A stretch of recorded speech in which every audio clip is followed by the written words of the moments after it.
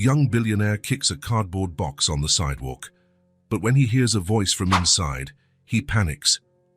Noah Larson pushed the revolving door of the corporate building as if he were running from something. The freezing December wind cut his face instantly, but he didn't even notice. He was used to the cold, both outside and within. The meeting had been a disaster. 4 hours of useless discussions, executives bickering over trifles, decisions that could have been made in 10 minutes. Noah left with a pounding headache in his temples and a desire to break something. The entire day had been like that. Problems piled on problems, incompetent people, contracts gone wrong. He was 29 with more money than he could count, but sometimes he felt like he was living someone else's life, an empty, meaningless life where nothing truly mattered. Walking through the streets of Manhattan, Noah felt the day's stress weighing on his shoulders. The cold wind bit at his face, but he didn't care.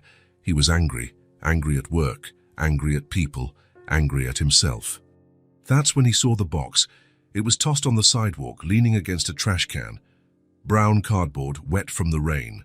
More rubbish in an already littered city, as if the world wasn't messy enough. The day's frustration exploded all at once. Noah stopped, looked at the box as if it were to blame for all his problems, and gave it a hard kick. The sound that came from inside was not what he expected. It wasn't the sound of old papers or empty cans. It was different, softer, as if something had stirred inside. Noah stood still, watching. The box was quiet again, but he was sure of what he'd heard. Something alive. Must be a cat, he thought, or a rat, or any animal that lived on the streets. He took another step to move away, but stopped again. The sound came back, quieter this time, almost like a whimper. He looked around. The street was empty, only a few lit windows, cars passing far away, the constant hum of the city no one else had heard. Noah crouched down slowly. The box was closed, but loosely. The top flaps were folded over each other, no tape, no glue, easy to open. He hesitated. It wasn't his problem. He didn't meddle in other people's lives, and they didn't meddle in his. That's how it worked. That's how it had always worked. But his hands were already moving. When he opened the box, the world stopped. Inside was a child. A small girl, curled up in a fetal position, wearing clothes that had once been white but were now grey with dirt. Her brown hair matted to her face, her thin arms wrapped around her own body. She was trembling. Even unconscious, she was trembling. Noah knelt on the sidewalk, staring in disbelief. The girl couldn't have been more than 4 years old. Maybe 5. It was impossible to be sure with her like that, so small, so fragile. "What the hell?" he whispered. He carefully touched her face. Her skin was freezing, too cold. Her lips were bluish, and he could see her breath coming out in small white clouds. For a second, Noah thought about calling the police, or an ambulance, or both. Someone who knew what to do. Someone who was trained for this, but she stirred. It was just a small movement, almost imperceptible. Her head turned slightly to the side, as if looking for a more comfortable position. And Noah saw that she was waking up. He had no time to think, no time to plan, no time to do the right thing or the wrong thing. He simply picked her up. The girl weighed almost nothing. It was like carrying an injured bird. Noah wrapped her in his own coat, feeling how cold she was, how her body fit against his chest in a way that made something strange happen in his stomach. Urgency. For the first time in his life, Noah Larson felt real urgency. Not the false urgency of business, deadlines, important meetings. This was different. It was physical. It was necessary. He started to run. The streets of Manhattan blurred into a sequence of lights. Cars, people, traffic lights. Everything became one as Noah ran with the girl in his arms. His lungs burned, his heart pounded uncontrollably, but he didn't stop. The nearest hospital was 8 blocks away. Noah knew because he'd passed it millions of times, always by car, always looking over it. Now he was running towards it as if someone's life depended on it. And it did. The girl stirred again halfway there. This time she opened her eyes, large, dark, confused. She looked at him without understanding, without fear, just looked. "It's okay," Noah said, not knowing if it was true. "I'm going to help you." She closed her eyes again. St. Mary's Hospital was crowded even at that hour of the night. Fluorescent lights, the smell of disinfectant, people hurrying back and forth with the organized haste of those who work saving lives. Noah ran in, still carrying the girl. "I need help," he shouted at the receptionist. "I found her on the street. She's very cold, I think." He didn't need to finish. A nurse appeared out of nowhere, saw the situation, and immediately called other professionals. In seconds, the girl was on a stretcher being wheeled inside. Someone put an oxygen mask on her face. Someone checked her vital signs. Someone shouted numbers Noah didn't understand. He stood in the hallway, watching everything happen through a glass door. His arms were still in the position of someone carrying something, even empty. "Sir?" Noah turned. It was a young nurse, with blonde hair pulled back in a ponytail. "I need some information about the child. Her name, age, who her parents are." "I don't know." The nurse blinked. "What do you mean you don't know? I found her in a box, on the street. I don't know who she is." The nurse's expression changed. Noah saw compassion, concern, and something that looked like suspicion. "You found her in a box?" "Yes. I was walking and heard a noise. When I opened it, she was there." "And you brought her here?" It wasn't a question. It was an observation, as if the nurse was trying to figure out if Noah was telling the truth or making up some wild story. "Yes, she was unconscious and very cold." The nurse made some notes on a clipboard. "I'll need your name and contact information for the report." Noah gave the details automatically. Name, address, phone number, things he said so many times a day that they came out without thinking. "You can wait in the waiting room. As soon as we have more information about her condition, someone will speak with you." "How is she?" The question came out before Noah could control himself. The nurse looked at him differently, more gently. "The doctors are examining her now. It appears to be hypothermia and malnutrition, but we'll confirm. You did the right thing bringing her here." Noah nodded and went to the waiting room. The place was almost empty. Only an elderly man sleeping in a chair and a woman flipping through an old magazine. Noah sat in a blue plastic chair and for the first time in hours stopped to think about what had happened. He had found a child in a box, an abandoned child nearly frozen to death on the streets of New York.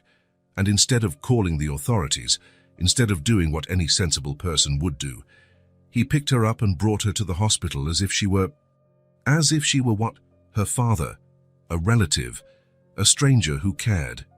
Noah had never cared about anything beyond his own interests. That's how he was raised. That's how he lived. You take care of yourself and let the rest of the world fend for itself. Everyone has their own problems. But when he saw that girl in the box, something changed. Something he couldn't explain or understand. It was as if a key had turned inside him, opening a door he didn't even know existed. "Mr. Larkson," Noah looked up. It was a young doctor in a white coat and a serious expression. "Yes. I'm Dr. Martinez. I'm taking care of the child you brought in." "How is she?" "Stable, for now. She had moderate hypothermia and clear signs of malnutrition. She must have gone at least a few weeks without adequate food, maybe longer." Noah felt something tighten in his chest. "Will she be okay?" "Yes, but she'll need to stay hospitalized for a few days. We want to monitor her body temperature and start a gradual nutritional program." "And then?" "Doctor." Martinez hesitated. "Well, that depends. We'll have to notify social services. A child in these conditions, found alone, it's protocol." "Social services?" "They will investigate the situation, look for the parents, try to understand how she ended up on the streets. If they don't find family, she'll go to a shelter until they can find a foster family." Noah nodded, but something inside him completely rejected the idea. The girl in a shelter, the girl with strangers, the girl away. Away from what? From him. It made no sense. He didn't even know her. "Can I see her?" The doctor seemed surprised. "You want to see her?" "Yes." "Well, she's sleeping, and you're not family. I'm the one who brought her in. Dr. Martinez looked at him for a moment, as if trying to decide something. All right, but only for a few minutes. The room was small and white. The girl was in bed, connected to some machines that constantly beeped. Thick blankets covered her up to her neck. Her face was less pale now, and her breathing seemed more regular. Noah approached slowly. Up close, she seemed even smaller, even more fragile. Her hair had been cleaned, and now he could see it was brown with golden highlights. Her small hands rested on the blanket, relaxed. She was beautiful. In a way that made you want to protect, care for, shield from the world. Noah stood there just watching. He didn't know why, but he felt responsible. As if because he had found her, because he had brought her to safety, now she was... What was she? His responsibility, his concern, his... The thought appeared out of nowhere and startled him. He shook his head, trying to shake off the silly idea. He didn't even know her name. He knew nothing about her except that she was in a box, alone, almost dead. But when he looked at her again, the feeling returned. Stronger. Mr. Larkson. Noah turned. It was the blonde nurse from before. Social services are here. They want to speak with you. Noah looked one last time at the girl in bed. She was still sleeping, looking so small in that hospital bed. I'm coming. The social worker's name was Mrs. Thompson. She was a middle-aged woman with graying hair and an expression that mixed efficiency with weary compassion. She had a folder full of papers and a pen that kept clicking. You found the child in a cardboard box? Yes. On what street exactly? Noah gave the approximate address. Mrs. Thompson wrote everything down. And you didn't see anyone else around? No adults who might have been with her? No. The street was empty. Do you have any idea how long she had been there? No. When I found her, she was unconscious. Mrs. Thompson continued asking questions. Exact time, description of the location, whether Noah had touched anything else besides the child. Practical, objective questions that turned what had happened into a sequence of facts to be investigated. We'll have to search for the parents, she finally said. Check missing persons records, talk to other homeless people, that kind of thing. And if you don't find them, she'll go to a temporary shelter until we can find a foster family. There was the word again, shelter.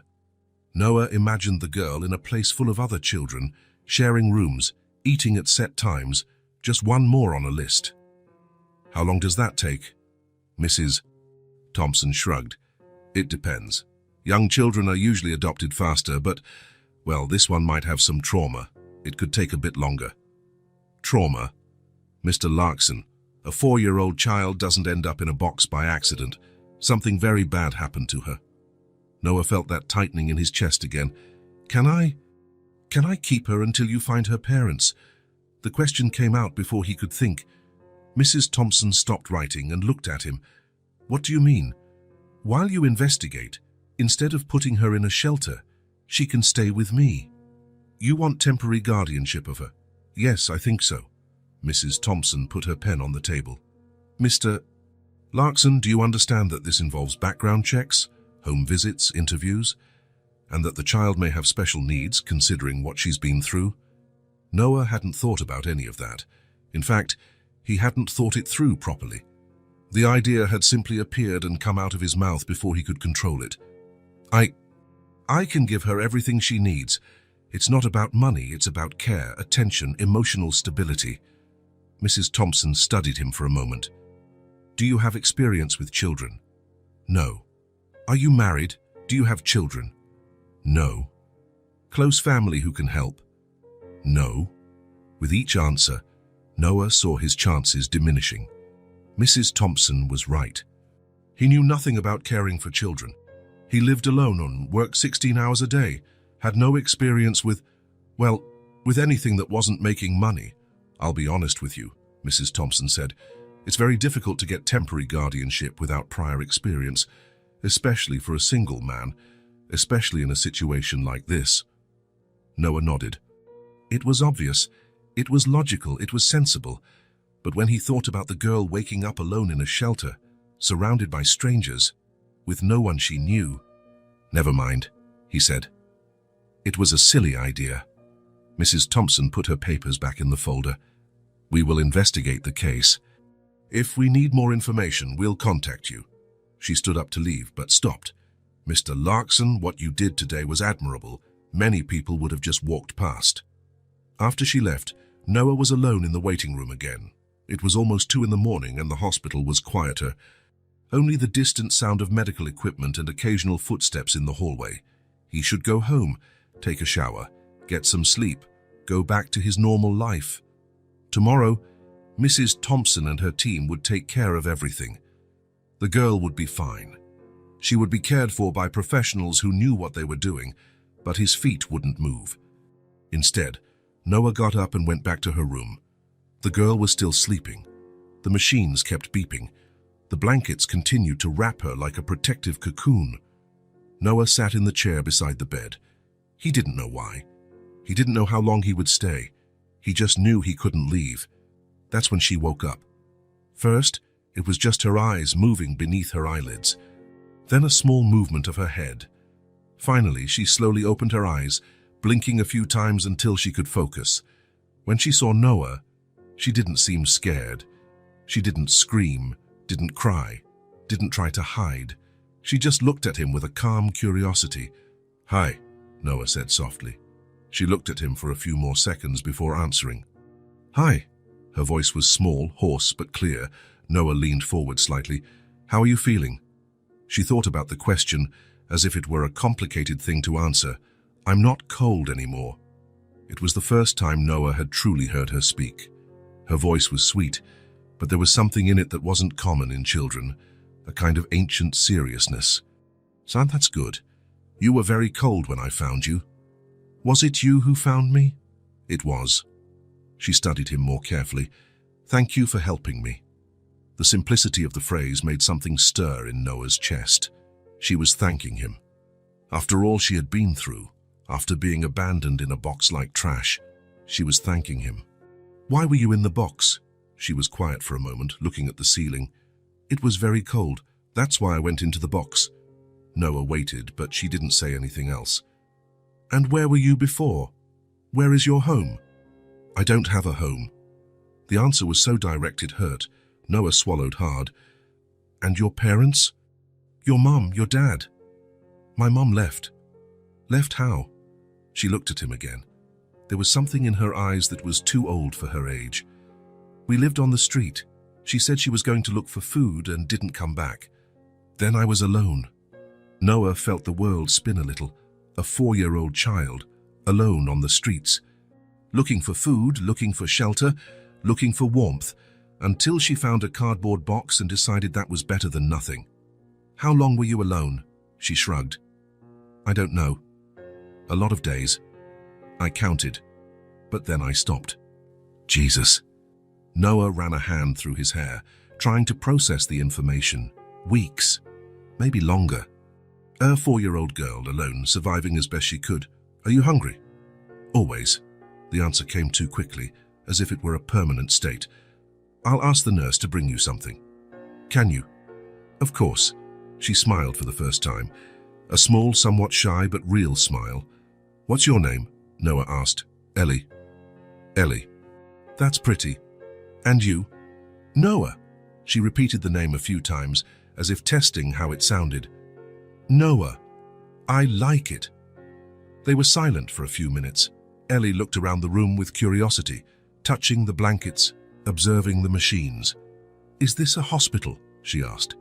"It is." "They're going to take care of you." "And then?" The question Noah had been avoiding. He didn't know what to say. He couldn't lie to her, but he also couldn't explain about social services, shelters, investigations. Not to a 4-year-old who had already been through too much. "Then you'll be in a safe place." "With you?" The question was asked with so much innocence, so much natural hope, that Noah felt as if someone had punched him in the stomach. I don't know." Ellie looked at him for a moment, then nodded as if she understood. "It's okay. You've already helped me." And that's when it happened. Seeing her there, so small, so brave, so used to disappointment that she no longer expected anything from anyone, that's when something broke inside Noah. For the first time in his life, he truly cared about something. Not because of money, Not because of power, not because of ego. He cared because that child had touched a part of him he didn't even know existed. The part that wanted to protect someone. The part that wanted to care. The part that wanted to stay. Ellie? Do you want me to stay here with you tonight? She looked at him in surprise, as if she couldn't believe he had asked that. Can you? I can. This time the smile was bigger. She snuggled deeper into the blankets and closed her eyes. Thank you, Noah. Noah leaned back in the chair and watched her fall asleep. For the first time in years, he wasn't thinking about meetings, about business, about problems that needed to be solved. He was just there. Present. Necessary. And when Ellie finally fell asleep, a small hand half hidden under the blanket, Noah knew something had changed forever. He didn't know exactly what, or how, or what he was going to do about it, but he knew he wasn't leaving, not tonight, and maybe not tomorrow either.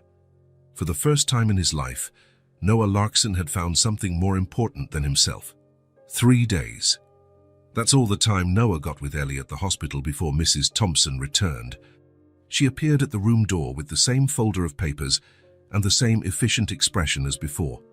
But this time, she wasn't alone. A man in a grey suit accompanied her, carrying a briefcase that looked overly important. Mr. Larkson, Mrs. Thompson said, this is Mr. Davidson from the Child Welfare Department. Noah was sitting in the chair next to Ellie's bed, where he had spent most of the last 3 days.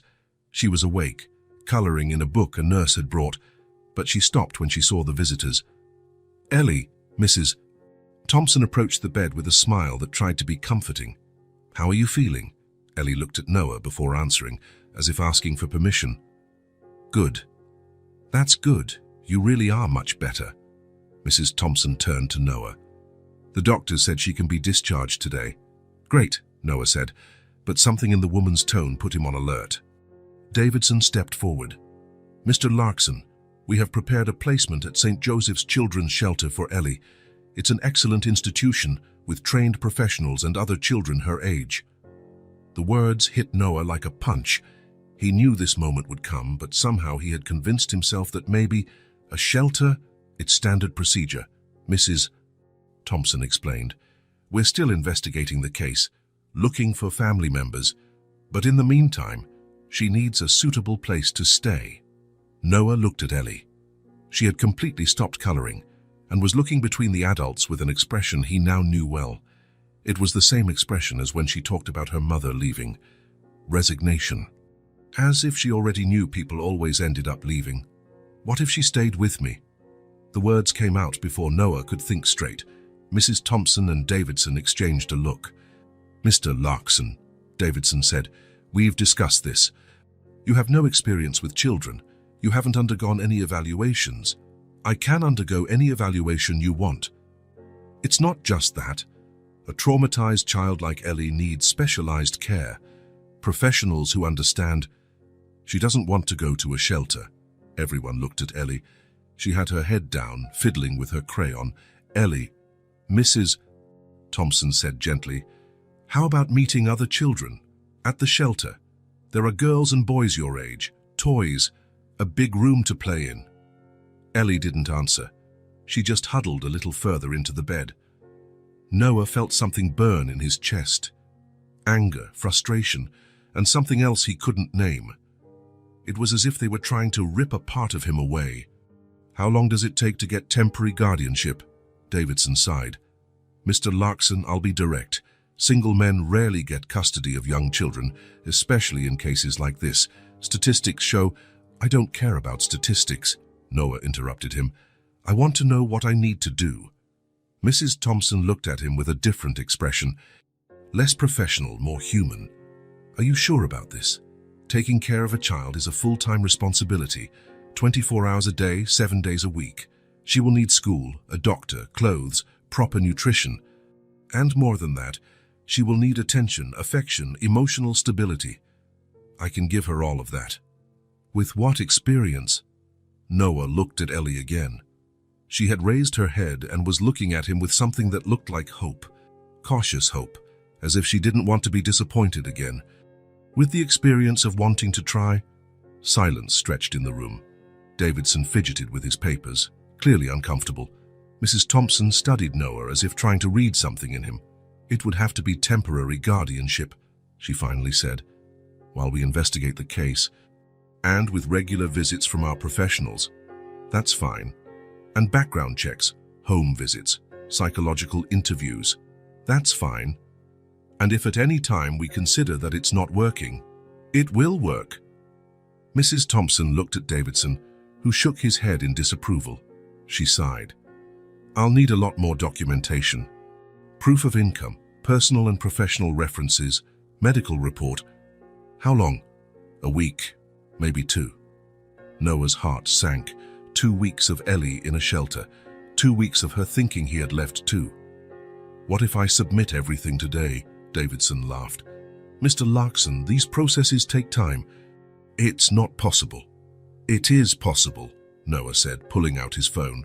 "If it's a matter of paperwork, I can get everything today."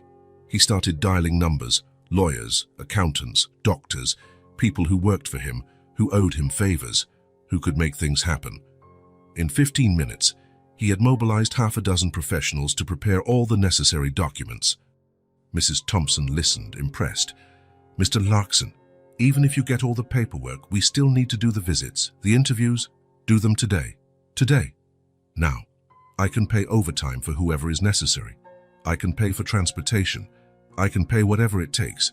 But she's not going to a shelter." Davidson was red with indignation. "That's not how things work. There are protocols, procedures. There are emergencies too," Noah said. "And if you thought a child in a cardboard box was enough of an emergency to mobilize everyone in a hurry, then a child who doesn't want to go to a shelter should be too." Mrs. Thompson looked at Ellie, who was following the conversation with wide eyes. "Ellie," she said, "do you want to stay with Noah?"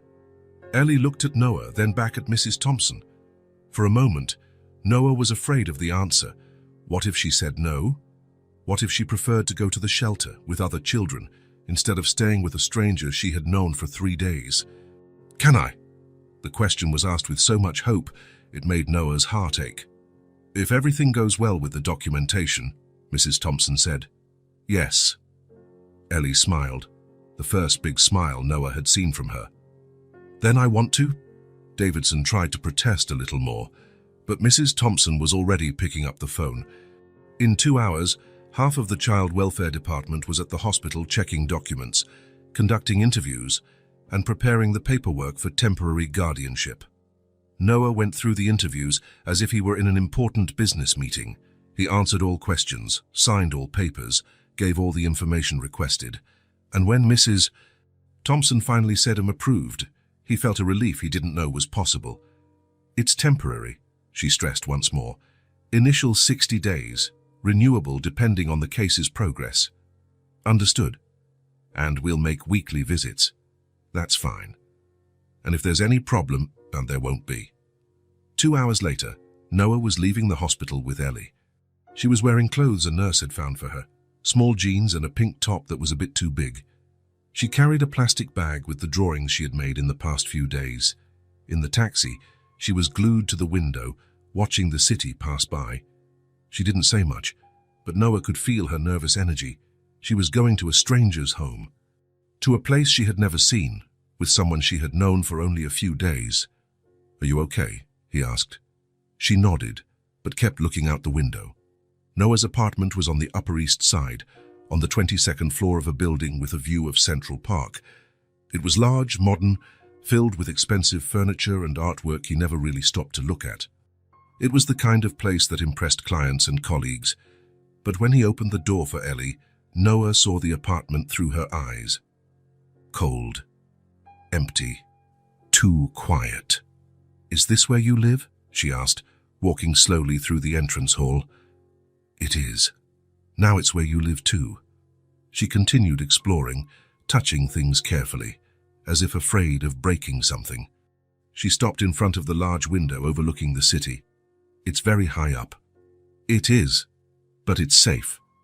She nodded, accepting the explanation.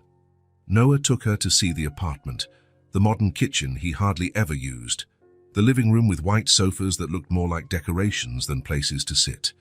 the office full of papers and computers, and finally, the guest room he had decided would be hers. It had a single bed, a dresser, a chair, everything very clean, very organized, very impersonal. "This is your room," he said. Ellie walked in slowly, looking around. She placed her bag on the bed and stood in the middle of the room, as if she didn't know what to do. "Don't you like it?" "I do. It's very big." Noah looked at the room again. It was a normal room, perhaps even small by his standards, but for a child who had slept in a cardboard box. "Do you want me to take some things out? To make it smaller?" She shook her head. "No, I'll just get used to it." The rest of the afternoon passed in a strange mix of formality and attempts at normalcy. Noah showed her where the food was, how the TV worked, where the bathroom was. Ellie followed him around the house, observing everything carefully, but speaking little. At dinner time, Noah realized he had nothing suitable for a child. He opened the refrigerator and found water, wine, some leftover Chinese food, and expired yogurt. "What kind of food do you like?" he asked. Ellie shrugged. "Anything." "No, seriously. What do you want for dinner?" She thought for a moment. "Pasta?" "Pasta. Right." Noah ordered Italian food from a restaurant he knew. When it arrived, they sat at the dining table, a table too large for 2 people, and ate in silence. Ellie ate slowly, chewing carefully, as if she still couldn't believe the food was truly hers. Every now and then she would look at Noah, as if checking if everything was okay. "Is it good?" he asked. "It is. Thank you." After dinner, they went to the living room. Noah turned on the TV and looked for a cartoon channel. Ellie sat on the sofa, but right on the edge, as if she didn't want to take up too much space. "You can sit properly," Noah said. "The sofa is for sitting." She settled in better, but still kept her distance. Noah sat on the other side of the sofa, leaving space between them. They watched TV for an hour. Or rather, Ellie watched and Noah pretended to watch while actually observing her. The way she chuckled softly at funny parts, how she cringed during parts that seemed scary, how she looked at him from time to time as if checking if he was still there. When it started to get dark outside, Noah realized he wasn't sure what a 4-year-old's routine was. "Are you sleepy?" he asked. Ellie shook her head, but he noticed she was rubbing her eyes. "Do you want to take a bath before bed?" She nodded. The bath was an adventure. Noah had never bathed a child in his life. Ellie insisted she could wash herself, but he stayed outside the door, worried she might slip or drown or something. When she came out of the bathroom, wearing a bathrobe that was huge on her, Noah realized he hadn't bought pajamas. "You can sleep in your clothes tonight," he said. "Tomorrow, we'll buy pajamas." "Okay." They went to her room. Noah had made the bed with clean sheets and added extra pillows. It looked comfortable and inviting. Ellie lay down on the bed, but she remained somewhat stiff, as if she didn't know how to get comfortable. "Do you want me to leave the light on?" Noah asked. "You can." He left the bedside lamp on. "And the door, open or closed?" "Open." Noah stood at the door for a moment, not knowing what else to do. In movies, parents tell stories or sing songs, but he didn't know any suitable stories and he certainly couldn't sing. "Do you need anything else?" "No, thank you." "Then, good night." "Good night, Noah." He went to his own room, but couldn't sleep. He lay staring at the ceiling, thinking about the girl in the next room. Was she scared? Was she regretting coming? Had he done the right thing? Around midnight, he heard a noise. He got up and went to check. Ellie wasn't in bed. For a second, Noah panicked. What if she had run away? What if she had decided she preferred the streets? What if... He found her on the floor, next to the bed, curled up in the blanket. She was sleeping, breathing slowly and deeply. Noah watched for a moment, trying to understand. The bed was made warm, comfortable. Why was she sleeping on the floor? Then he understood. A bed was a luxury. A bed was something that could be taken away at any moment. The floor was safe. The floor was what she knew. He slowly crouched down, took an extra blanket from the closet, and carefully placed it over her, trying not to wake her. Ellie stirred a little, but continued to sleep. "Good night, little one," he whispered. In the following days, Noah discovered that caring for a child was completely different from anything he had ever done in his life. There was no instruction manual, no weekly reports, no clear goals to achieve. Ellie still spoke little. She answered when he asked something, thanked him for food, for bathing, for the new clothes he bought, but she rarely initiated conversations or asked for anything. What she did was observe everything all the time. She watched how Noah made coffee in the morning, how he talked on the phone, how he got nervous when things didn't go as planned, how he sat on the sofa to watch TV, and then she started to imitate him. On the second day, Noah found her sitting on the kitchen floor, watching him make coffee. On the third day, she sat in the chair next to him while he checked emails. On the fourth day, when he went to the sofa to watch the news, she sat beside him, not right next to him. She kept a safe distance, but close enough to see him, to know he was there.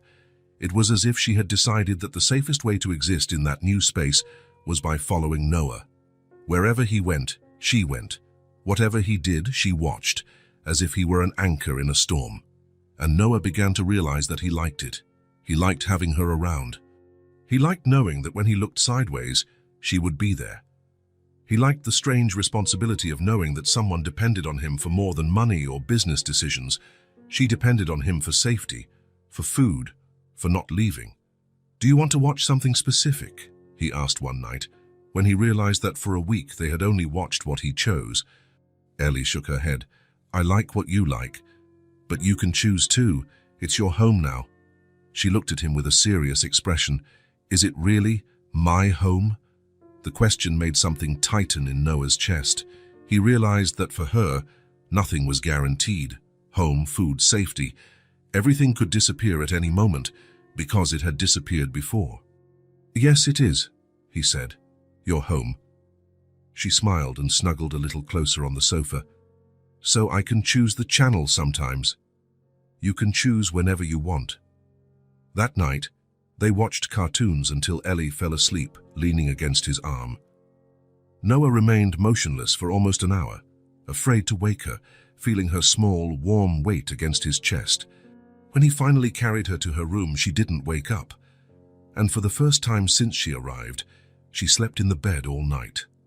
Noah stood at the door for a few minutes, watching her sleep. So small, so confident now, so his. That was it. He didn't know when it had happened, but it had. Ellie was his responsibility, his concern, his family. And he discovered that he didn't want it to be any different. Mrs. Thompson could talk all she wanted about temporary guardianship and procedures. Davidson could cite all the statistics he knew about single men and traumatized children. But there, in that room, watching Ellie sleep safe and warm in a real bed, Noah knew he had found something he didn't know he was looking for. He had found a reason to wake up in the morning that had nothing to do with money or power. He had found someone who needed him as much as he needed her. And for the first time in his life, Noah Larkson felt completely, truly necessary. The second week began with Noah realizing that he knew absolutely nothing about taking care of a child. Like, nothing at all. On Monday morning, he woke up to Ellie knocking on his bedroom door. "Noah, I'm hungry." He looked at the clock, 6:30 in the morning. Never in his life had he woken up so early by choice. But there she was, standing at the door, her hair all messy and her clothes wrinkled from sleeping. "Okay, let's make breakfast." Noah went to the kitchen and opened the refrigerator. It was still practically empty. He had some fruit he'd bought the day before, yogurt, and that was it. "What do you usually eat for breakfast?" he asked. Ellie shrugged. "Whatever there is." This answer was starting to bother Noah. Not because it was difficult, but because it was obvious she had learned not to expect much from life. "No, seriously, what do you like to eat?" She thought for a moment. "Cereal? Cereal, right." Noah looked at the cabinets. There was no cereal, no milk, nothing a normal child would eat for breakfast. "Let's go out and buy some," he said. The supermarket at 7 in the morning was a new world for Noah, full of people rushing around, buying groceries for the week, grabbing coffee on their way to work. He had never noticed it, because he had never been in a supermarket at that hour. In fact, he was rarely in a supermarket at any hour. Ellie was impressed by the size of the place. She walked glued to the cart Noah pushed, looking at everything with wide eyes. "There's a lot of food here," she said. "Yes, you can choose whatever you want." They went to the cereal aisle first. Noah stood in front of the shelves, looking at dozens of colorful boxes. How did anyone choose among so many options? "Which one do you want?" Ellie looked at all the options, clearly lost as well. "I don't know. Which one is best?" "I don't know. I've never bought cereal." She looked at him in surprise. "Never. Never." "What do you eat for breakfast?" Noah thought. What did he eat for breakfast? Coffee, usually. Sometimes nothing. Sometimes something his assistant bought. "Coffee," he said. "Just coffee." "Sometimes a fruit." Ellie seemed to find that very strange. "Don't you get hungry?" "I get used to it." She nodded as if she understood perfectly. One more thing they had in common, getting used to less. But today was different. Today they were going to choose cereal. Ellie pointed to a box with a colorful character. "So that looks yummy. Then let's get that one." Noah tossed the box into the cart and they continued walking. Milk, fruit, bread, eggs. Basic things he had never thought of having at home because he always ate out or ordered delivery. When they got home, Noah realized he had another problem. He didn't know how to prepare anything. He opened the cereal box and poured it into a bowl. He grabbed the milk and spilled half of it on the counter. "Damn," he said, and immediately regretted it. "Sorry, I shouldn't curse around you." Ellie giggled. It was a small laugh, just a puff of air, but it was the first time Noah had heard her truly laugh.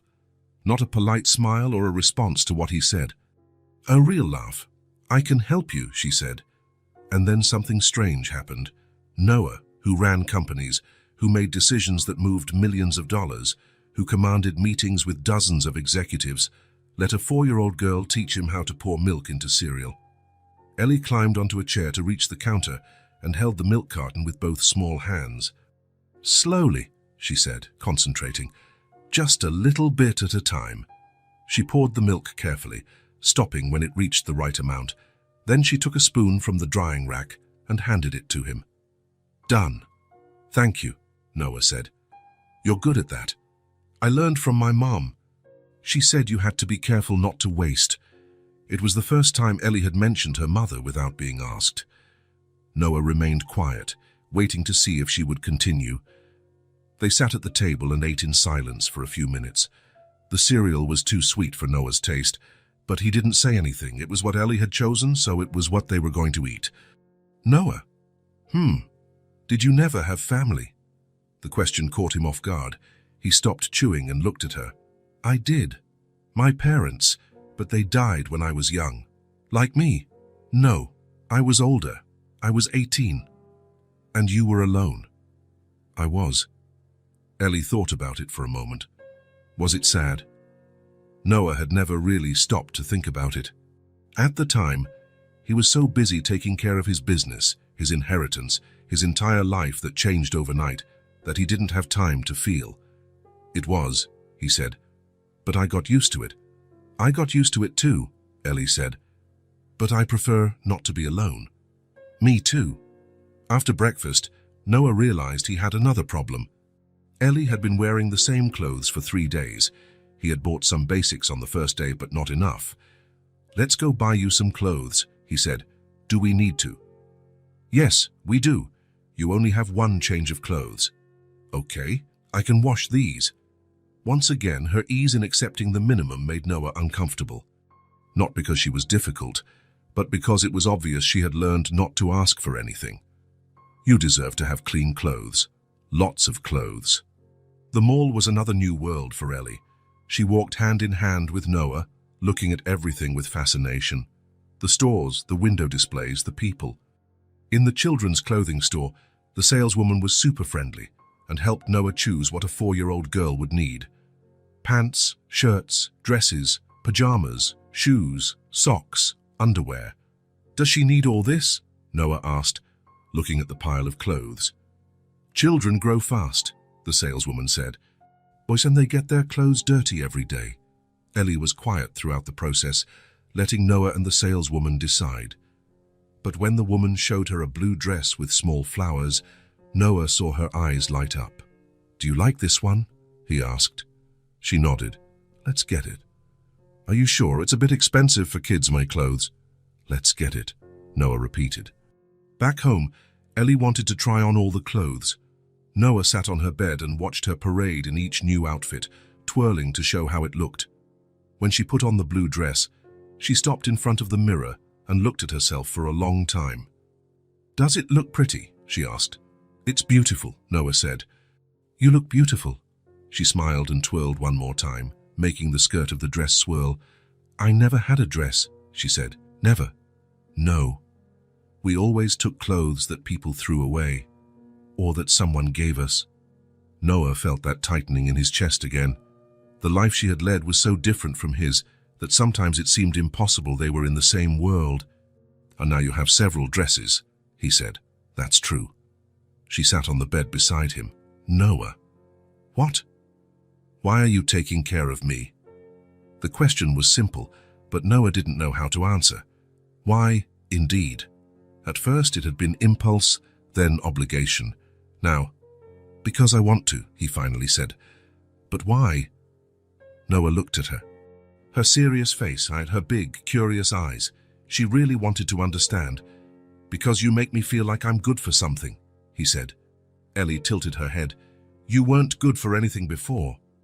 "I thought I was, but it was different." "How so?" Noah tried to find words she could understand. "Before, I did important things, but they didn't really make a difference. Now, taking care of you, that makes a difference." Ellie nodded, as if she understood perfectly. "You make a difference to me too," she said. That night, after dinner, they were watching TV when Ellie started talking about the life she had before. It wasn't forced. She simply started to tell it, as if it were just any story. "We lived in a park near a church," she said. "There was a bench where we slept, and a fountain where we washed our faces." Noah lowered the TV volume and paid attention. "During the day, we walked around looking for food. Sometimes people gave us some. Sometimes we found it in restaurant trash cans." She spoke casually, as if it were normal. As if it were just a phase of life. When it rained, we hid under the awning of a store, or in the public bathroom at the park. "Weren't you scared?" Noah asked. Ellie thought about the question. At first, no. It was kind of an adventure. "My mom said we were exploring the city, seeing new places." She snuggled closer on the sofa. "It was funny at first. We played that we were camping, that it was temporary. And then," Ellie's face grew more serious, "then it started to get hard. We couldn't find food. It was very cold. My mum was nervous all the time." Noah felt his chest tighten, imagining Ellie freezing, starving, seeing her mother despair. And then one day she said she was going to look for food and never came back. Then it got sad. The simplicity of the phrase broke something inside Noah. Then it got sad, as if all the tragedy of the situation could be summarized in those 4 words. "How long were you alone?" "I don't know. Many days. I kept waiting in the park, thinking she would come back, but she didn't." Ellie looked at Noah. "Then I went looking for her. I went to other parks and other places, but I didn't find her." "And how did you survive?" "I picked up food from the trash, drank water from the fountain, slept wherever I could." Noah tried to imagine a 4-year-old girl alone on the streets of a big city, fending for herself as best she could. The image was unbearable, until one night it was very cold and I saw the box. I thought it would be warmer inside. "And you went into the box?" "Yes, I was very sleepy and very cold. Then you found me." They were silent for a few minutes. Noah didn't know what to say. What could anyone say to a child who had been through that? "You know what's funny?" Ellie finally said. "What?" "Before, I had to look for food every day. I had to look for a place to sleep. I had to look for a place to hide from the rain." She looked around the room. "Now I don't have to look for anything. Everything is already here." Noah followed her gaze. The living room with comfortable sofas, a big TV, always the perfect temperature. The kitchen always with food. The bedroom with a soft bed and warm blankets. Things that were automatic for him. things he didn't even think about because they had always been there. "Did you always have all this?" Ellie asked. "Not always, but for a very long time." "And were you happy?" The question caught Noah by surprise. Was he happy? Before he met Ellie, did he think about happiness? Or did he only think about success, money, power? "I thought I was," he said, "but I guess I didn't know what true happiness was." "And now you know." Noah looked at her, sitting on his sofa, wearing her new dress, her hair clean and shining in the TV light, safe, cared for. "I think I'm learning." Ellie smiled. "Me too." That night, after Ellie went to sleep, Noah stayed alone in the living room thinking about what she had told him, her life before, his life now, the difference a few days could make. He always thought he had everything. A beautiful home, expensive cars, designer clothes, exclusive restaurants, trips to exotic places, important meetings, people who respected him. But talking to Ellie, Noah realized that all that abundance was empty. It was just an accumulation of things that meant nothing. He lived in a bubble of comfort that isolated him from everything that truly mattered. He had never felt real need. He had never feared not having a place to sleep or something to eat. He had never truly depended on anyone or had anyone depend on him. His life was full of everything, but empty of meaning, until now. Now he woke up thinking if Ellie was okay. He slept worrying if she was cold. He felt anxiety when she was too quiet and relief when she laughed. For the first time, Noah had something money couldn't buy. He had a reason to wake up that had nothing to do with profit or power. He had someone who needed him not for what he possessed, but for what he could give of himself. And he discovered that giving of himself was infinitely more rewarding than accumulating things. The next morning, Noah woke up to Ellie knocking on his door again. "Noah, I'm hungry." But this time he didn't feel lost. He knew exactly what to do. He went to the kitchen, took the cereal box they had chosen together, and prepared breakfast for two. And when Ellie laughed at him because he spilled milk on the table again, Noah laughed with her. For the first time in his life, Noah Larkson knew exactly where he wanted to be.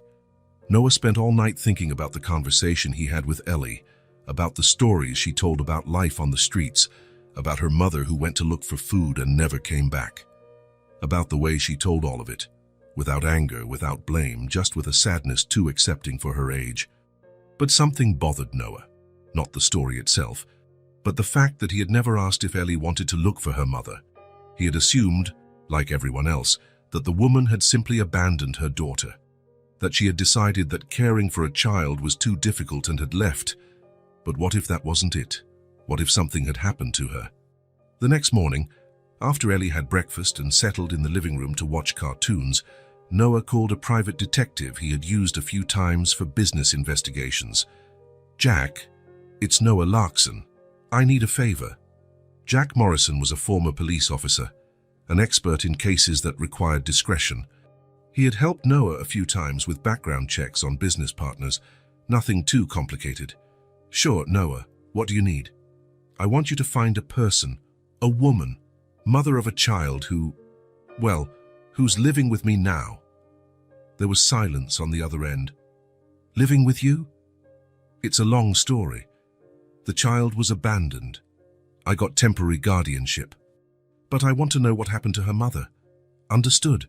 Do you have any information? Name, age, last seen?" Noah realized he knew almost nothing. He didn't know Ellie's mother's name, her age, nothing beyond what the girl herself had told him. "I'll have to ask the child," he said. "Noah," Jack said in a more serious tone, "are you sure you want to stir this up? Sometimes it's better to leave the past where it is." "Maybe, but she deserves to know what happened." After hanging up, Noah watched Ellie watch TV. She was sitting on the floor, cross-legged, completely focused on the cartoon. She was wearing one of her new outfits. Her hair was brushed, her cheeks had a healthy color. She looked like a normal child, a child who had never known hunger or cold or fear. But Noah knew that beneath that appearance of normalcy, Ellie carried memories no child should have. And one of the biggest was not knowing what had happened to the only person who had cared for her. "Ellie, can I talk to you about something?" She turned off the TV and sat on the sofa next to him. Noah noticed that whenever he said he wanted to talk, she stopped everything to give him her attention, as if his words were the most important thing in the world. "It's about your mom," he said. Ellie became more serious, but didn't seem scared. "What about her?" "I was thinking, if I could try to find her." "Would you like that?" The question hung in the air between them. Ellie looked at the floor, then at the window, then back at Noah. "What do you mean, find her?" "Hire someone to look for her, to find out where she is, what happened." Ellie was quiet for a long time. Noah could practically see the thoughts going through her head. "And what if she doesn't want to see me?" she finally asked. The question broke Noah's heart.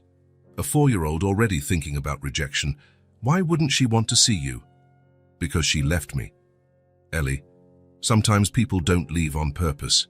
Sometimes things happen that they can't control." She looked at him with those big, serious eyes. "Like what?" Noah realized he was entering delicate territory. He couldn't promise that her mother hadn't abandoned her on purpose. He couldn't promise they would find her. He couldn't promise everything would be okay. "I don't know," he said honestly. "But I think you deserve to know the truth." Ellie thought a little more. "If you find her, will I have to leave?" And there it was. The real fear, not of rejection, but of having to leave the only safety she had found. "No," Noah said immediately. "No matter what happens, you won't have to leave if you don't want to. Promise." "I promise." Ellie nodded slowly. "Then you can look." That afternoon, Noah sat with Ellie to gather all the information she could remember about her mother. It wasn't easy. Child memories are fragmented, especially memories of traumatic situations. Her mother's name was Sarah. Sarah Johnson, Ellie thought. She had brown hair like Ellie's, but darker. She was thin, always thin. She wore a blue jacket that was somewhat torn. Ellie remembered some places they had stayed. A park near a church with tall steeples, a park with a pond where ducks were, a street with many shops where they sometimes got food. Every detail Ellie recounted, Noah wrote down. Not because he thought it would help much in the investigation, but because he could see it was important to her. It was as if telling those memories made her mother exist again, at least in conversation. "She used to sing to me," Ellie said at one point. "When I couldn't sleep because of the noise or the cold, she would hum a song softly." "What song?" Ellie began to hum a simple melody. It had no lyrics, or at least she didn't remember the words. But the melody was sweet, comforting. "It was beautiful," Noah said. "It was. It made me feel safe." When they finished talking, Noah gave all the information to Jack. It wasn't much, but it was a start. "I'll see what I can find," Jack said. "But Noah, you need to prepare for any outcome. People who live on the streets, sometimes the stories don't end well." "I know. And you need to think about what you'll do if we find her. If she's alive, if she wants her daughter back." Noah hadn't thought about that. Throughout the conversation with Ellie, throughout the process of gathering information, he had focused only on giving her answers. He hadn't thought about what would happen next. And for the first time in his life, Noah was trying to help someone come back, not leave. His entire career had been about convincing people to sign contracts, to accept his terms, to do what he wanted. He was an expert at making people turn away from other options and choose him. But now he was doing the exact opposite. He was actively looking for someone who could take Ellie away from him. It was the most counterintuitive and most frightening thing he had ever done. And at the same time, he knew it was the right thing to do. Because if he truly loved Ellie, and he was starting to understand that yes, he loved her in a way he had never imagined possible, then he had to want what was best for her, even if it meant losing her. The investigation took 2 weeks. 2 weeks of Noah waking up every day hoping for a call from Jack. 2 weeks of Ellie asking any news every afternoon when he got home from work. 2 weeks of Noah being torn between hope and terror. Finally, Jack called. "Noah, I found her." Noah's heart stopped. "You found her?" "I found out what happened to her. Can you come here?" "It's better if we talk in person." Jack's office was in a commercial building downtown. Small rooms, simple furniture, the smell of old coffee. Noah sat in the chair opposite his desk and waited. Jack opened a folder and pulled out some papers. "I found Sarah Johnson," he said. "The good news is she's alive." Noah felt relief and anxiety at the same time. "So, and the bad news?" "Well, it's complicated." Jack leaned back in his chair. "I was able to track her through shelter records. Apparently, on the same night Ellie was found in the box, Sarah collapsed on a street about 10 blocks away." "Collapsed?" "Severe hypothermia, extreme malnutrition, dehydration. She almost died. She was hospitalized for a week, then transferred to a recovery shelter." Noah tried to process the information. "So she didn't abandon Ellie on purpose?" "It doesn't seem so. According to the records, she was delirious for days talking about finding her daughter. As soon as she recovered enough, she started looking." And Jack hesitated. "And she looked for weeks. Went to all the children's shelters, police stations, hospitals, talked to other homeless people, to volunteers, to anyone who might have seen a little girl, but didn't find her. Didn't find her because you two were here, at the private hospital, and then at your house. She looked in the public system. She would never have imagined her daughter was being cared for by a billionaire on the Upper East Side." Noah felt strange. Relief, because Sarah hadn't deliberately abandoned Ellie. Tension, because now he had to figure out how to tell Ellie, and a confused feeling he couldn't name. "Where is she now?" "At a rehabilitation center in Brooklyn. Still weak, but stable. The social workers there said she talks about her daughter every day." "Does she know Ellie is okay?" "No. She's still looking." Noah was quiet for a moment, trying to organize his thoughts. "Jack, what do you think I should do?" "Honestly, I think you should tell Ellie and let her decide if she wants to see her mum. And if she does, then you'll have to figure out how to make that work." Noah went home with his head spinning. All the way, he rehearsed how he would tell Ellie. How to explain that her mother hadn't left on purpose, that she had looked for her, that she was alive but sick. When he arrived, he found Ellie in the living room drawing. She looked up when she saw him. "Any news?" Noah sat beside her. "There is." Ellie dropped her crayon and turned completely to him. "What did you find out?" Noah took a deep breath. There was no easy way to do this. "We found your mom, Ellie. She's alive." Ellie's eyes widened. For a moment she was completely still, as if she didn't know how to process the information. Alive. Alive, but she got very sick. On the same night you went into the box, she collapsed on the street. She almost died from the cold. Ellie slowly absorbed the information, "So she didn't leave me on purpose?" "No. She went to look for food and ended up getting too sick to come back. When she got better, she started looking for you. She looked for me. For weeks. She went to all the places she could think of. She just couldn't find you because you were here, with me." Ellie was quiet for a long time. Noah could see tears forming in her eyes. "Is she still sick?" "She's getting better, but she's still weak." "Can I see her?" The question Noah had been both expecting and dreading. "You can, if you want to, but you don't have to decide now. You can think about it." Ellie shook her head. "I don't need to think. I want to see her." She threw herself into Noah's arms and began to cry. Not from sadness, he realized. From relief. "She didn't leave me," Ellie repeated between sobs.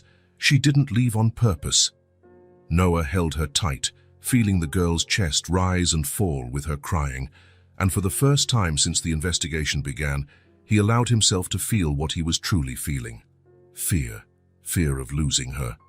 Fear that Sarah would want to take Ellie away. Fear of living alone again in that silent apartment. But also pride. Pride in having done the right thing, even knowing it could hurt him. And love. Love for a girl who deserved to know she hadn't been abandoned. Who deserved the chance to see her mother again, even if it meant leaving him behind. For the first time in his life, Noah Larkson was learning what it meant to love someone enough to want what was best for them, regardless of the cost to himself. And even though he was afraid of what might happen, he knew he had made the right decision. Ellie deserved to know the truth, and now she did. Ellie woke up on the day of the meeting even before the sun rose. Noah found her in the kitchen, sitting at the table, already dressed in her favorite blue dress. "You haven't had breakfast," he said. "I can't eat." Noah understood. His stomach had been in knots since he woke up too. He had spent all night imagining how it would be. How would Ellie react to seeing her mother after so long? How would Sarah react to seeing her daughter well-grown, different? "Do you want to go later?" he asked. Ellie shook her head vigorously. "No, I want to go now." The rehabilitation center was in Brooklyn, in an old building that had been renovated to house people in recovery. It wasn't beautiful, but it was clean and organized. Noah had called the day before to arrange the visit. Throughout the taxi ride, Ellie remained quiet. She looked out the window, fidgeted with her fingers, took deep breaths occasionally. Noah wanted to say something to reassure her, but he didn't know what. How do you prepare a 4-year-old child to reunite with her mother after weeks of thinking she had been abandoned? Noah. What if she doesn't recognize me? I've changed a lot. It was true. In just a few weeks, Ellie had gained weight. Her hair was shiny and neatly cut. Her cheeks had a healthy color. She wore new clothes, shoes that fit. She was clean and smelled good. She was a completely different child from the one he had found in the box. "Mothers always recognize their children," he said. "How do you know?" "I just know." At the center's reception, a social worker named Linda greeted them. She was a middle-aged woman with a kind smile and a soft voice. "Sarah is waiting for you," she said to Ellie. "She's very anxious to see you." "Does she know I'm okay?" "She does, but she'll be very happy to see it with her own eyes." Linda led them down a long hallway, with doors on both sides. The place smelled of disinfectant and had that institutional silence Noah knew from hospitals. "She's still recovering," Linda explained as they walked. "She lost a lot of weight, still has some health complications, but she's much better than when she arrived." They stopped in front of a door with the number 23. "She's here," Linda said. "Do you want me to go in with you?" Ellie looked at Noah. "Do you want me to come in?" he asked. "I do." Linda knocked on the door and opened it slowly. "Sarah, they're here." The room was small and simple. A bed, a chair, a small window. And sitting on the bed, a woman too thin, with brown hair that needed a trim and eyes that widened the second they saw Ellie. "Ellie?" The voice was weak, hoarse, but filled with an emotion that made Noah's heart ache. Ellie stood at the door for a moment, just watching. Noah could feel the tension in her small body.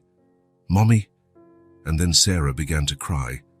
Not a delicate cry, but a cry of profound relief, of despair that finally found peace. "My God," she whispered. "My God, you're well. You're beautiful." Ellie took a step forward, then another. Slowly, as if unsure if it was real. "You didn't abandon me." The question came out small, vulnerable.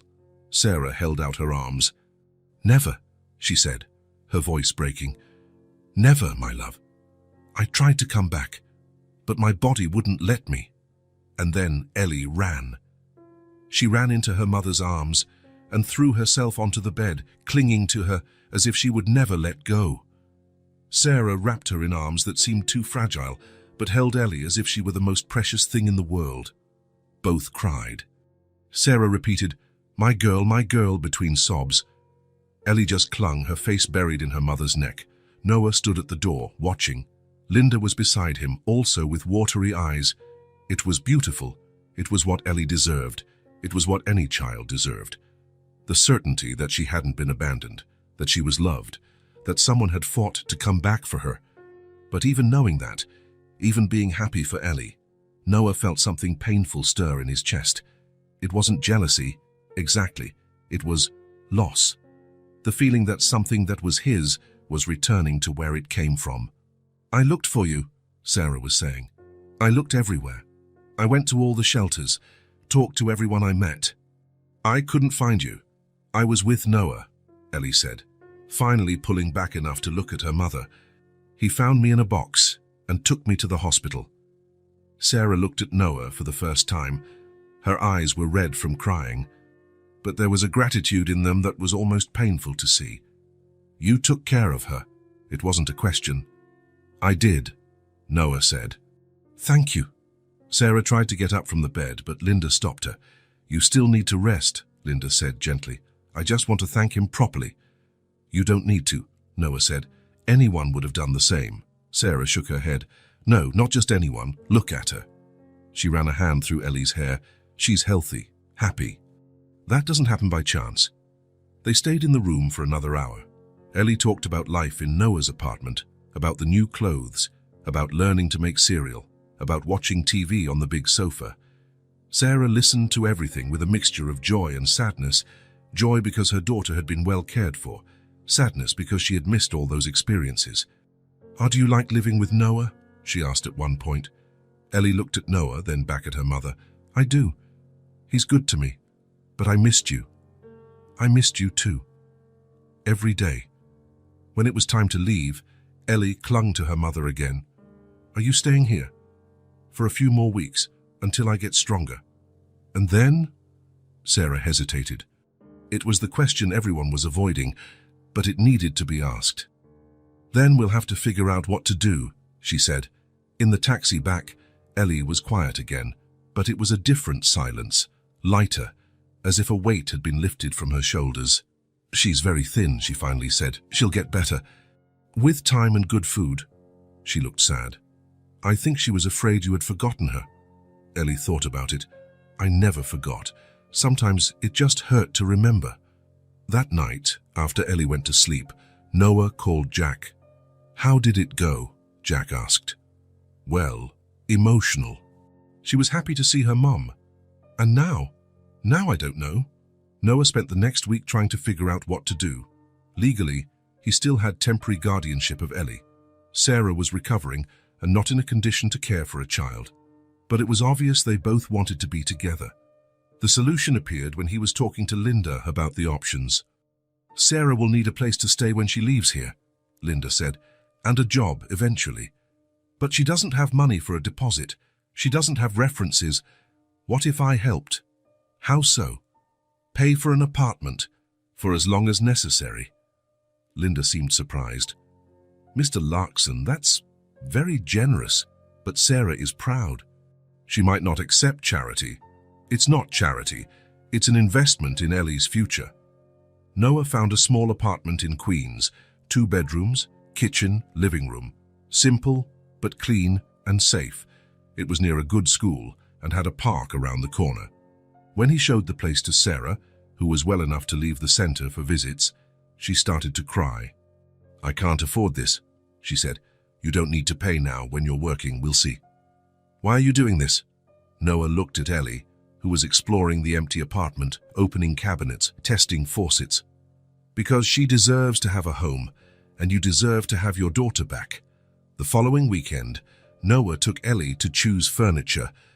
It was a completely different experience from when he bought things for her in his apartment. This time, every decision was made for someone else. My mom likes blue, Ellie said when they were choosing curtains. Then let's get blue. They bought a small kitchen table, a comfortable used sofa, beds, sheets, towels. Noah let Ellie choose almost everything. It was important that she felt part of creating that space. In the housewares store, Ellie stopped in front of the pots and pans. My mom knew how to cook, she said. Before, when we had a home. She will again. Do you think she'll remember? I think some things you never forget. When they finished furnishing the apartment, Noah sat on the new sofa and looked around. It was simple, but cozy. It had a sense of home that his luxurious apartment never did. It looks pretty, Ellie said, sitting beside him. It does. My mum will like it. She will. They were silent for a few minutes. Noah knew it was the last time they would do something like this together. The following week, Sarah would leave the center and come live there. Ellie would go with her. Noah, can I visit you? Whenever you want. And can you come here? If your mom lets you. She will. She likes you. How do you know? I know. And you're still my family too, right? The question made something tighten in Noah's throat. Always, he said. The move happened on a sunny Thursday. Noah helped Sarah and Ellie settle into the new apartment. Sarah was still fragile, but determined. Ellie was excited, running from one room to another, showing everything to her mom. This is my room, she said, leading Sarah to see it. Noah let me choose the wall color. Pink, Sarah smiled. It was always your favorite color. When everything was settled, Noah prepared to leave. It was strange. For weeks, Ellie had been his constant responsibility. Now he was handing her back to the person who truly mattered. Thank you, Sarah said at the door. For everything. I don't know how I'll ever repay you. You don't need to repay me. Just take good care of her. Always. Ellie approached him. Bye, Noah. Bye, princess. She hugged him tight, then ran back into the apartment. Noah returned to his own apartment, and for the first time in weeks, found himself alone again. The place was just as it had always been, clean, organized, silent.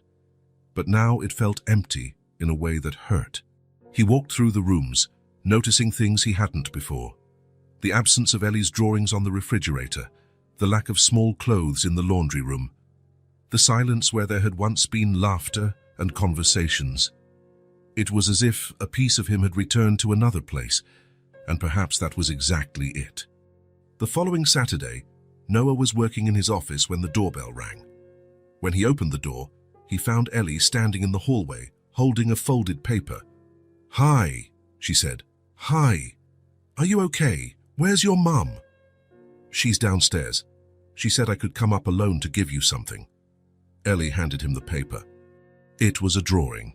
A house with 2 windows, a door, and 2 figures in front, one large and one small. That's us, she explained. In the new house. Noah looked closer at the drawing. There was something written underneath, in shaky child's handwriting. You're like my family too. Ellie, it's true. My mom said family isn't just about blood. It's about who takes care of you, and you took care of me. Noah knelt to be at her height. You're my family too, he said. Really, really, always will be. Ellie smiled and hugged him again. I have to go. My mum's making pasta for us. She remembered how to cook. She did, and it's yummy. After Ellie left, Noah put the drawing on the refrigerator. He looked at it for a long time. She was right. Family wasn't just blood, it was choice, it was care. It was wanting the best for someone, even when it meant letting go. And even though Ellie no longer lived with him, even though she was no longer his daily responsibility, she would always be his family. She would always be the girl who taught him what it meant to love someone more than himself. She would always be the reason he learned that life had meaning far beyond money and power. And she would always be welcome home. 6 months later, Noah had a routine he never imagined having.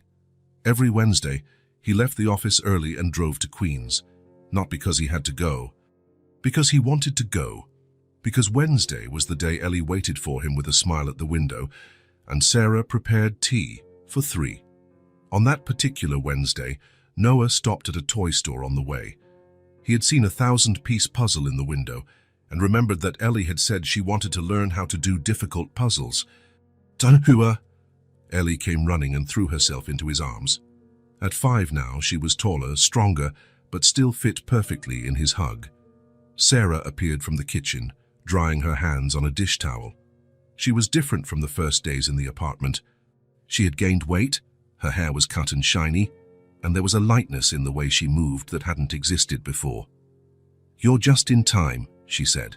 The cake is almost ready. You didn't have to make cake. I know, but I wanted to.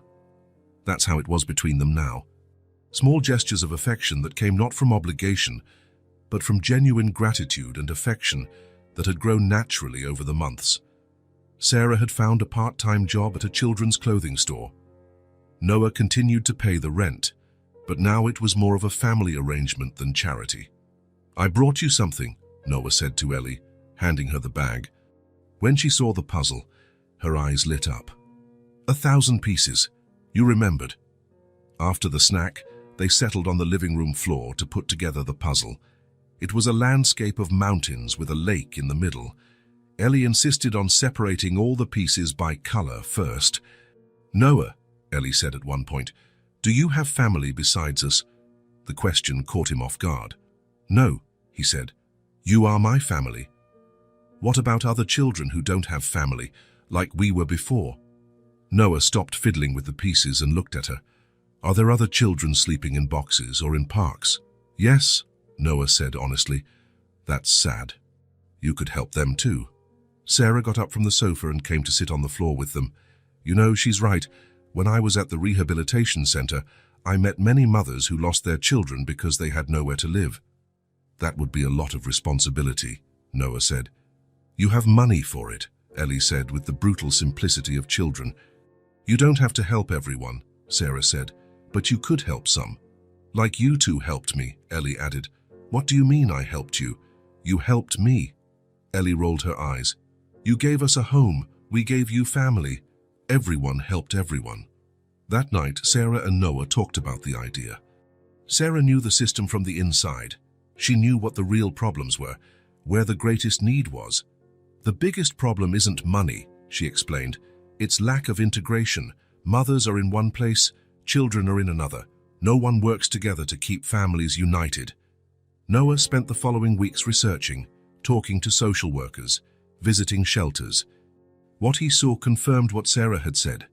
6 months later, Noah was in front of a renovated building in Brooklyn, looking at the sign, Castles Without Doors Foundation.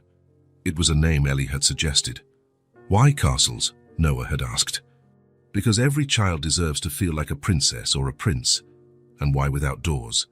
Because when you don't have a home, it's like all doors are closed to you, so we leave them open. The foundation started small. 5 apartments for families in transition, a team of social workers, a professional training program for mothers, a daycare for children. On opening day, Sarah and Ellie were there. Ellie carried a drawing she had made especially for the occasion, a building with many windows and a large open door. In front, dozens of small figures entering and leaving freely. It's for you, she said, handing the drawing to Noah. For you to put in your new office. He taped the drawing to the wall behind his desk. There was everything he needed to remember why he was doing this. In the months that followed, the foundation grew. More apartments, more families, more stories of new beginnings. Noah continued to visit Sarah and Ellie every Wednesday, but now he also spent Saturday mornings at the foundation. On one of those Saturdays, he was helping a new mother when Ellie appeared at the door. Hi, Noah. My mum came to bring clothes that don't fit me anymore. Ellie looked around the apartment. It looks like our apartment, when you helped us move. Do you like doing this? She asked. I like it a lot. Why? Because it makes me feel useful. You were always useful, Ellie said.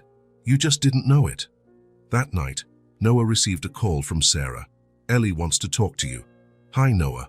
I just wanted to say good night. Good night to you too. Noah, thank you for finding me in that box. Thank you for being there to be found. After he hung up, Noah thought about how life had changed. A year ago, he was a man who had everything and felt nothing. Today, he had discovered that true wealth wasn't in how much you owned guitar, but in how many lives you touched. Ellie had taught him that. A 4-year-old girl who should have felt grateful to have been saved, but who, in fact, had been the one who saved him. She hadn't just found a family. She had created one. He didn't adopt Ellie. She adopted him, and he was never alone again. If this story touched your heart, subscribe to the channel and turn on notifications so you don't miss the next ones. Leave a like because it helps this story get recommended to more people. See you in the next story.